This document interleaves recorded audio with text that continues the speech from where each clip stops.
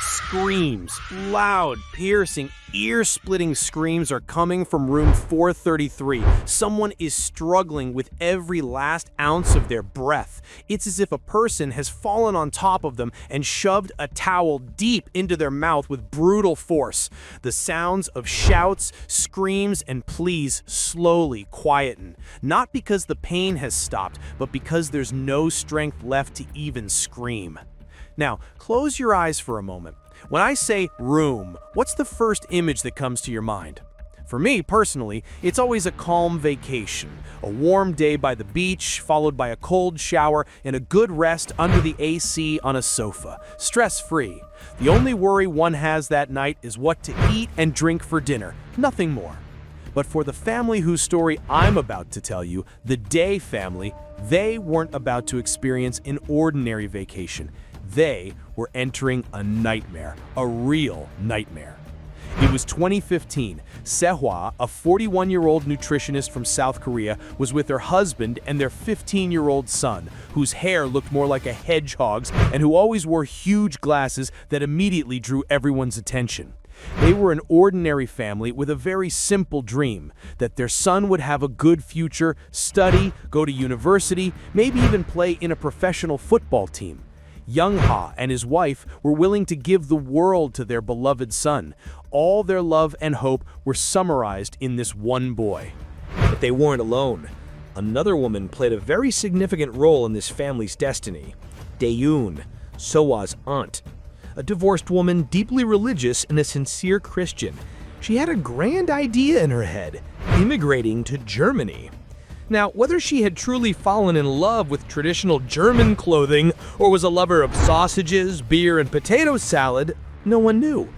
But what was clear was that she wanted to provide a bright future and proper education for her children. Nadahe, 19, and Twan, 22.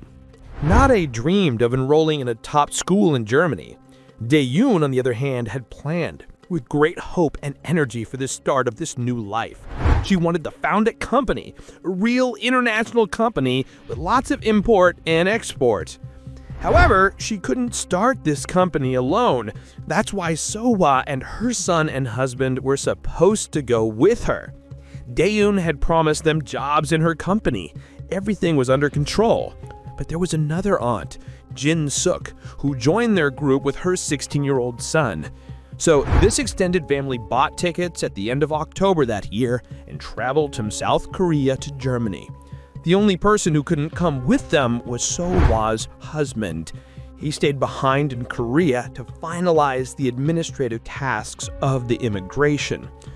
He didn't want to be alone, but he promised they would celebrate Christmas together in Germany. In this family, Dae-yoon was undoubtedly the main leader. She was the one who planned, who budgeted, and who made the final decisions. Everyone had to listen to whatever she said. Perhaps for some, this lifestyle is easy, because you just have to say, okay, I'll just follow this guide. But for this family, this style of leadership didn't always work, because sometimes the atmosphere between them became very heavy. They finally rented a semi-detached house in a small, quiet town called Sulzbach. This small town has a population of about 9,000 people. In front of the house was a small green strip of lawn. The house was stylish and modern, with large windows that let in a lot of light. From the outside, the house looked completely normal, an ordinary German house, just like 1,000 other houses in Germany. But no one, not for a moment, thought about what was going to happen inside that house. Religion was very important to this family. Dae-yoon quickly connected with a pastor in Germany. The pastor ran a Korean church called Sion. It didn't take long for the family to become integrated into this church. The ceremonies were a comfort to them, a kind of psychological support amidst all the foreignness. I completely understand them. When you leave everything behind and go to another country where the language and culture are worlds apart, you need something to believe in, somewhere to feel that you are not alone, that someone has your back. In short, the church became so important to them that after a short time, they gave the pastor a cash gift of 1,000 euros. This family seemed very normal, kind, and lovely to the pastor. I don't think he could have imagined what events he would have to endure in connection with this family. But the neighbors of this family soon found some things suspicious. From the outside, the family always behaved very polite, friendly, and respectful. But there was something that didn't add up. Their house was always dark. No lights ever went on upstairs. It was as if light wasn't supposed to reveal something. At night, Korean music would blast from their house, but this music was constantly interrupted by terrifying screams. Not once or twice, but night after night, it kept repeating. Honestly, if these things were coming from my neighbor's house, I wouldn't hesitate for a second to pick up the phone and call the police. But in this story, no one did. In that semi-detached house, the dream that first began with immigration was slowly turning into a nightmare. Son-Hwa, the woman who came from Korea to start a new life, now constantly said she was hearing the voices of ghosts. At first, Dae-yoon, the religious and authoritative aunt to the family, thought she was making a fuss. Maybe she was too sensitive, or maybe she missed home. But then things started that could no longer be ignored. The children, one by one, started having nightmares. They would wake up terrified at night, talking about shadows, beings that spoke to them, and a fear that couldn't be explained. That's when Dae-yoon couldn't remain indifferent anymore. Because in Korean culture, exorcism is not a strange concept. It's a rather established belief, a way to fight against evil forces. That's why Dae-yoon and the others started spreading salt throughout the house. Apparently, salt is supposed to scare away spirits and cleanse the house. But the situation didn't get better. It got worse. Now the family was completely sure that demons were roaming in the house, demons that wanted to possess their souls. This wasn't just fear, it became an obsession, a deep conviction, to the point where they believed even their mobile phones were possessed. Out of fear, they took their phones and burned them because they thought the demons were infiltrating them through the devices.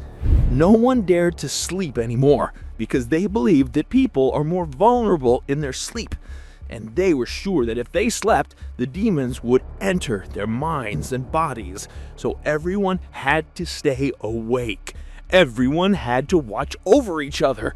At night, with open eyes, tired bodies, and shattered minds, they just stared at the wall. I don't know if you've ever experienced extreme insomnia, but I have. Not for 1 or 2 nights, but for consecutive nights. That's when your brain stops working from sheer exhaustion. That's when you can't tell if you're awake or hallucinating. That's when a small sound can make your brain explode. That's when a person's psyche starts to collapse. In short, the neighbors' patience ran out. The curtains, the strange noises, the night screams, the Korean music, nothing was normal. So, they decided to call the landlord. The landlord came and visited the house. Everywhere was full of salt, on the stairs, in the corners of the walls. But he didn't see anything else suspicious, just a radiator that was making a noise. He fixed it and left. But for this family, this was the end of the line. They didn't gather many other belongings. They just ran out of the house and went to a hotel. Their only hope was that these demons would stay in that house and not follow them. Look, I know what you're thinking. I think the same way as you, and I don't want to mock their fear, because such beliefs certainly have roots. But what I feel is that they were just a tired family, a scared, hallucinating family. When a person is sure that a spirit has possessed them, their brain automatically starts showing signs. They hear sounds that don't exist. They see shadows that aren't there. The mind creates those realities itself. Now, under these circumstances, the church becomes their final refuge. They go there every day, pray, and ask for help. But even that isn't enough. Until, on December 3rd, something strange happens. Jin-suk, the other aunt, goes out for a walk, but never returns. Almost simultaneously, something even stranger happens between Dae-yoon and her daughter. They send scary messages to each other. For example, Dae-yoon writes to her that God is sending her cousin to the next world, and she asks her daughter to repair flammable materials and carbolic acid. The next morning, December 4th, the children return to their scary, possessed house to collect their valuables and important belongings. They had left a lot of things behind in their rush to leave the house. But suddenly, everything gets worse. Son-Hwa goes into the garage and sees a black shadow or a spirit in front of her. The rest of the family gets even more terrified, and truly, no one wants to enter that house anymore. So they move and go towards a hotel. More precisely, the Intercontinental. This hotel is located right next to the Main River in the heart of the city, just a few minutes' walk from the central train station or Hauptbahnhof. The hotel had 467 stylish rooms, the kind that never get old, and 19 halls for events. A classic hotel for business trips or for those who just want to travel on weekends. In short, Dae-yoon's family now walks through the hotel corridors to reach their room, room 433. This is the room that will change their lives forever. This room had a terrace with an open view of Frankfurt. Dae-yoon's family, who had been under a lot of pressure during this time, now planned a small, refreshing shopping excursion to the Netherlands. They probably wanted to distract themselves with this, to think about other things. Later, Dae-yoon says that Son-Hwa's physical condition was not good at that time. But the reality is that the hotel lobby's surveillance cameras show something else. She was waiting comfortably with the others at the reception. She had a shoulder bag, and her suitcase was next to her. She showed her passport and filled out a few forms. Everything showed that she was fine. A little after midnight, her husband, Kyung-ah, talks to her on the phone. In this phone conversation, she tells him that she is fighting the demon inside her and that she has controlled it for now. But she says that something still is missing. She has to completely drive the devil out of herself. She wants to do this with much stronger prayers. Her husband is not very worried about his wife at this stage because he thinks she is not alone. Her family is with her. All this calms him. But from now on, the situation gets worse. The dream of a better life for this family is shattered here. At midnight on December 5th, in room 433, Son-Hwa completely loses herself. Like a maniac, she talks loudly to herself in the room. She starts hitting and hurting herself. She screams there, "I am not human. I am the devil. I will send you all to hell now." Dae-yoon thinks that Son-Hwa's behaviors are dangerous for the children. She wants to protect the children and holds them tightly in her arms. Son-Hwa's son comes to Kyuk his hand and tries to close his mother's eyes. Her daughter also keeps trying to talk to Son-Hwa, but it's useless. Son-Hwa tries hard to calm down, but it's no use. In her state of madness and distress, she tries to bite and eat her own tongue. That's when she has a nervous breakdown. Imagine how distressing these scenes must have been for her family, especially for her son. Have you ever thought about what you would do if you were in this situation? I think the right thing to do at this stage was to call the emergency services, inform the police, and use professional help. But everyone there was exhausted, completely worn out, and most importantly, they firmly believed that the devil was with them in room 433. For them, there was no other solution at that moment. They ruthlessly pressed her to the ground, held her hands, feet, and head firmly. They wanted to calm her down. They wanted to help her. Son-Hwa's body was getting hotter, so her family went to the minibar and poured cold water and ice such things on her. In the meantime, her son tries to talk to his mother. He kept trying to calm her down somehow, but he didn't succeed. It's really strange why no one called the emergency services. Instead, Seo-ha's son talks to his father. He tells him that his mother is going crazy. He tells him that they are trying to cast the devil out of her. He asked his father to pray for them. He must pray for Seo-ha to survive. At 5 a.m., Son-Hwa finally loses her strength. After suffering, she gives up and collapses on the floor while there's still a towel and a coat hanger in her mouth. 3 hours later, at 8 a.m., Dae-yoon finally concludes that they probably need help. Of course, don't think she calls an ambulance, no. She calls their pastor. She tells him that Son-Hwa does not have a medical problem, but a spiritual problem. That's why they call the pastor. The worried pastor enters room 433 a little later. At that moment, he freezes in horror at what they have done to Son-Hwa. They tried to cast the devil out of her. The pastor later said that he had only seen such violent exorcisms in cults. Son-Hwa was lying motionless and her face was covered with a towel. The pastor quietly goes into the bathroom from there and calls a general practitioner, but apparently he wasn't speaking quietly enough, and Dae-yoon notices this and gets very angry. He calms her down and says, "We don't need a doctor." But the pastor has a different opinion. He stands his ground and calls the hotel reception to inform them of the terrible incident that has occurred in their hotel. At 10:34 a.m., Hyung Ong-sun sends him the last message. After that, absolute silence.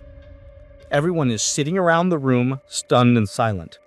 A few minutes later, the emergency doctor arrives, and it doesn't take long for them to diagnose that Son-Hwa is dead. Time of death? 10:46 a.m. Now, none of the family members have the strength to call Kyung-ah to inform him of his wife's death.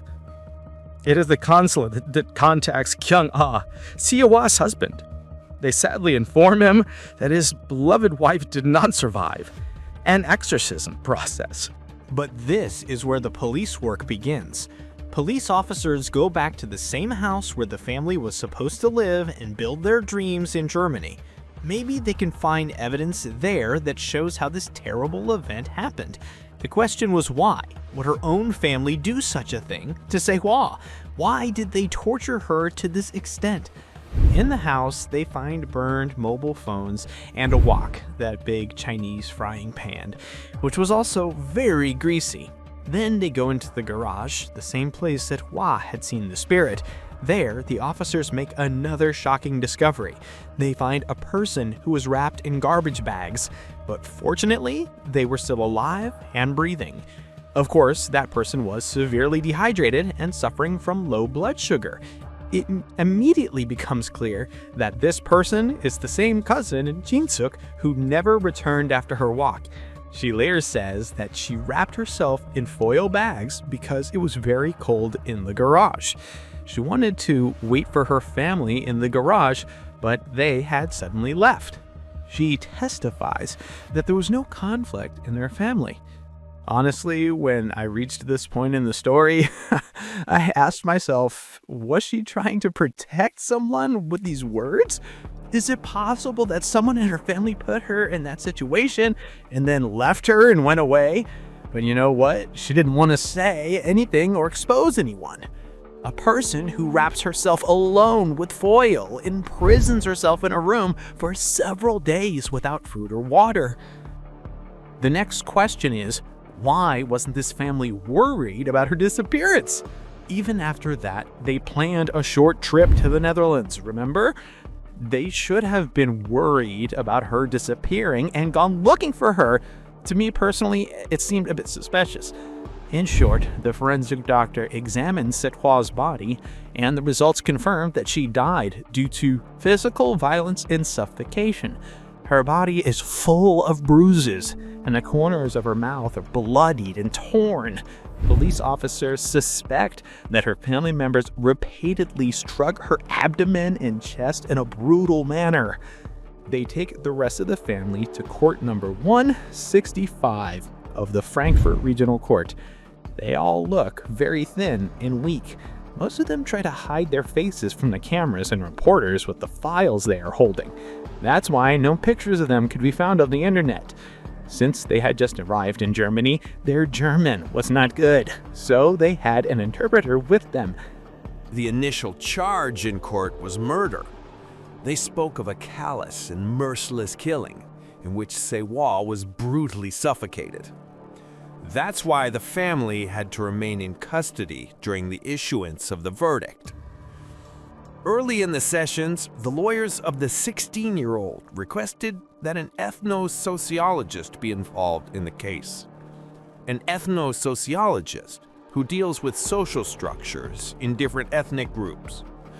They had to judge whether the young people were punishable for their involvement in Son-Hwa's death or not, or whether their upbringing and values caused them to be unable to predict the terrible consequences of their actions. They had to judge whether they could have refused to cooperate at all. Dae-yoon was the main voice in the group. The children were all much younger, and under the influence of the circumstances, perhaps they did things without thinking. It became clear in court that there was a very strict hierarchy in that family. Dae-yoon was kind of the boss, and everyone obeyed her. Opposition to her was impossible. No one even dared to, because for their family culture, there was a strange authority in her behavior that made it seem like few people had the power not to obey her. In short, the case of Son-Hwa's death lasted for months. The investigators were sure that this family belonged to a Korean Christian cult. The prosecutor said that Dae-yoon had taken the right to decide over the death and life of others for herself, while her defense lawyer said that what happened that night in 2015 in that room was just an accident. But the reality is that, in my opinion, he said something very brazen. An accident is when you forget to lock your car and you come back and suddenly see that someone has stolen your car radio. But torturing a family member for hours until they die is not an accident. They could have prevented this member of their family from dying if they had called the emergency services. Calling this incident an accident is really wrong. The trial is coming to an end. The prosecution is no longer seeking the charge or the word murder, but rather the phrase bodily harm resulting in death with the feature of cruelty. To define this feature, a lot of evidence is needed, meaning that a person has caused severe suffering to another person with a lot of callousness and cruelty. The prosecution also said some strange things. They concluded that the family wanted to torture the devil in Son-Hwa. They wanted to inflict pain on the devil, but they were causing harm. However, the presiding judge describes this as a deep emotional event that none of the defendants actually wanted to do. Dae-yoon's son talks to his lawyers with the sad face. He says he is immensely sorry. He never thought that his aunt might die, and he still hasn't been able to process her death. Dae-yoon, however, was waiting for the biggest punishment among these individuals. She is sentenced to 6 years in prison. The young adults, the older ones, her own son and cousin, received suspended sentences of between 1.5 to 2 years. The judge explained the sentence this way. Dae-yoon was an adult and responsible person who controlled the situation. Without her main role, this incident would not have happened. Son-Hwa's family accepts the verdict completely calmly and quietly. The young defendants shake hands with their lawyers, bow, and some even smiled a little. Dae-yoon cannot control herself. She screams in horror and angrily and furiously pounds the wooden bench of the defendants. But there is no escape for her. There is no one here to listen to her or follow her anymore. While Dae-yoon is transferred to prison, the young adults soon return to their homes. None of them have a criminal record. The reality is that the adult in that group was the one who led them to do this, and they should have called the emergency services. Honestly, I still have a lot of questions in my head. Why did no one notice Jin-soo's disappearance or care about it? Did no one really know that she was wrapped in plastic in the garage? What about the message to her daughter? I don't know if you remember, but she wrote that her cousin was going to the next world, and she wrote this before Son-Hwa even felt bad. So maybe she intended to hurt Son-Hwa? Why should her daughter prepare acid and inflammable materials? I hope I pronounced the name of this acid correctly, but in short, I think we will never find the answers to these questions, because this case was truly very strange, and even stranger was that it was closed very quickly.